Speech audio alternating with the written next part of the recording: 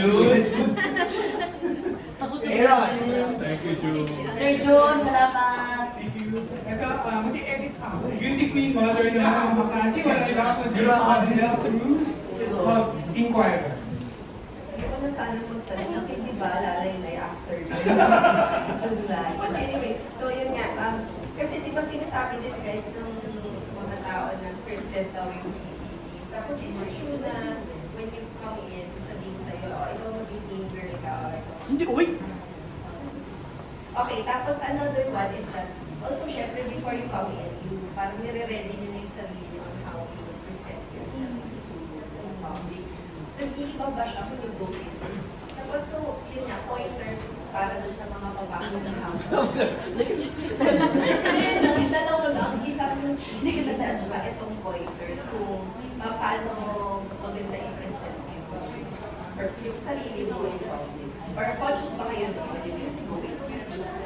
Okay, let's do the first question. Yung sa una na, so every year talaga, pag nag-audition pa lang, sinasabi na scripted na, meron opening na, bakit nagpapa-audition pa, meron man talaga. That is not true. Has never been true. Any season talaga dumadaan sa audition lahat ng nakita niyo sa loob ng bahay. Except for celebrity edition kasi ibang proseso yon. And then dun sa sasabihan ka na parang, oh, mean girl ka, ganyan. Walang ganon at all, walang Malabas ka lang instructions. yun. Ugali mo talaga yun. Ako Hindi kasi ako sinabihan ko yan. Sinabihan ko na din na beautiful girl daw. Sabi ko, hindi ko.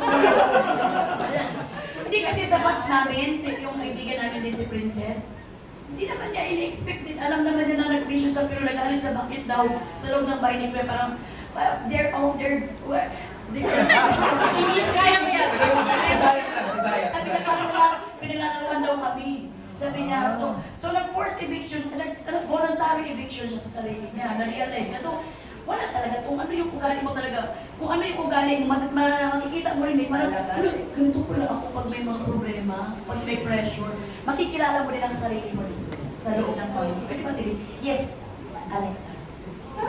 Sabi ba si B? Ay, Hindi, walang sinasabing gano'n. I think ang interesting din sa Big Brother lagi, and sinabi na to ni Direct Lauren kanina, pwedeng may mag-audition na kala mo lakas ng dating, ganito ganyan, matapang, pero pag na-mix na dun sa ibang tao, biglang medyo mas tipiklop, medyo ano talaga yung nag-iiba, so you can't tell. But short answer is no, never sinasabihin ng isang housemate na parang, oh, dapat ikaw ganito lang.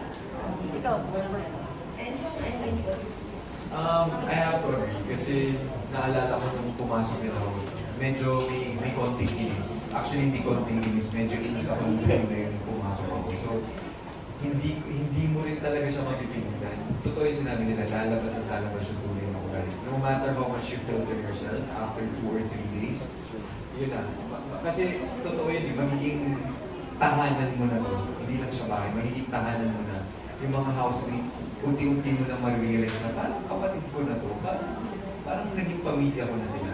And then when that happens, yung ugali mo talaga lumalabas. Doon lumalabas kung intidero ka, kung medyo insecure ka, lalabas talaga siya. Parang sa una siguro you can fake it, you can conceal it, no? Exactly. I mean, I'm sure all of you have experienced that. Yes, Put yes. forward, put up front, nagkatumuna ako. Pero after a few days, wala, mapapagod ka eh. Lalabas ang lalabas. I want to answer yung ano muna. Is it scripted? Never po siya naging scripted ng Pinoy Big Brother. Pero kasi you go through a series of auditions, parang yung layers of interviews. So, but actually dito nga wala kami scriptwriter. Meron po tayong story editor. Kasi never gumagawa ng script ng PBB. So, yung mga story editors natin, tinatanong yung housemate, sino bang bubo mo sa buhay, ano ba? At yun yung ginagamit para i-presenta, tapos bahala ka na sa loob kung paano mo i-react. So that's how PBB generally works dito sa ating tahanan. And also, the pointers. Ito rin sinabi ni MJ nga na kahit anong best foot forward mo, kalaunan, nawawala na buburon. Kasi even yung mga cameras, hindi ka na naging conscious sa kanila. nagiging parte na siya ng every single life mo. Tapos, kasi natutunan. Minsan, napapagod ka na magdamit, di ba? Mag-swimsuit sa loob, maligo, Tsaka ayaw mo. magandang damit, magandang damit. Minsan, pinapagod yung mga unang araw, nag-makeup ka pa. Yeah. Tapos mga succeeding days, sasabihin ni Kuya, uy, gusto ko lang i-remind kayo TV show pa rin to Ginaganon So, yun. Oo. Ikaw, ilang beses ka sinabihan na mag-makeup ka? Araw-araw, sabi ko na. Pag- Napapanood kayo ha, sikat mo na tayo. Kasi mukha na talagang buwan. So, talaga, at siguro iniisip nila siguro na scripted dahil may mga papel. Siguro, yung alam mo naman yung mga tao kung makaisip sila, no, dahil may scripted color. Yung mga theory nila na wala naman ito, wala doon. Pero hindi yun. Ilalagay kasi nila sa papel yung mga task. Yung mga task ngayon, parang magsisilbing script para i-matrigger yung emosyon ng grupo. Emosyon ng housemate kung at saan siya dadalhin doon sa emosyon niya. So yun ang hindi talaga scripted dito. Kung scripted kami ni Jesus, magkatalaw ba kami anak, nagdrama kami. Kaya ngayon scripted pa rin pala. Ipapangalan po Stella Mela sa anak mo. Ako po, I really agree po na hindi po siya scripted. Actually, nung batch po namin, kagaya po na sabi na you wanna try to portray a certain persona. Ganun po yung ginawa ko. Sabi ko, gusto ko maging, because I am a strong independent woman, gusto ko ipakita yun na strong ako. Ay wala, iyak ng iyak sa loob. So parang magiging vulnerable ka rin po talaga. Parang lalabas talaga yung all sides of you sa loob ng bahay. Maybe because you're triggered or because yun yung totoong nararamdaman mo. And during the first few weeks of me inside, nalaman ko po paglabas na ang daming may ayaw sa akin kasi hindi nila maintindihan yung personality ko. Tapos as the days went by, yun po, lumabas talaga yung totoong ako na si Alexa na totoo. Tapos doon po talaga ikaw makikilala ng mga tao. So, imposible po talaga maging fake. As a matter of fact, bago po ako pumasok, Ma'am Cory asked me as a celebrity edition na, Alexa, this is make or break for you. Are you willing to risk it? Kasi pwedeng mahalin ka o pwedeng ayawan ka ng tao. So, kumpiyansa mo na lang po sa sarili mo kung mabait ka akong tao. Kaya ko kaya magpanggap ng 2 buwan. Yun po yung magiging tool mo talaga to get on everything. Okay. At sa inyo guys, like yung kay Alexa, meron ba kayong pointers on how to best present oneself as a housemate pag nasa loob natin? I think mahirap kasi yung pagpapasok ka as a housemate tapos iisipin mo, how do I best present myself? Parang it's kind of hard.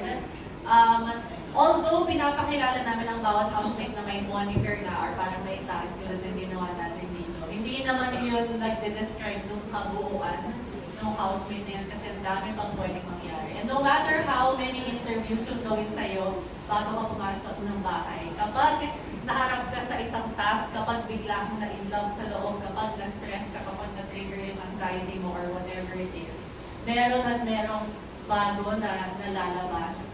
Kasi nga, no one has ever been in that situation na maging housemate until you become housemate. Nobody knows what it feels like. So, there's something in that person na lalabas at lalabas. So, no need to present kasi yun na yun, as is. Thank you guys. Thank you, Marcel. We're down to our last 3. That's 3 questions. Tapos sigurado yung Kasi may kasara na, patayin tayo ng ilaw dito ni Kuya. Ito ang ultimate boy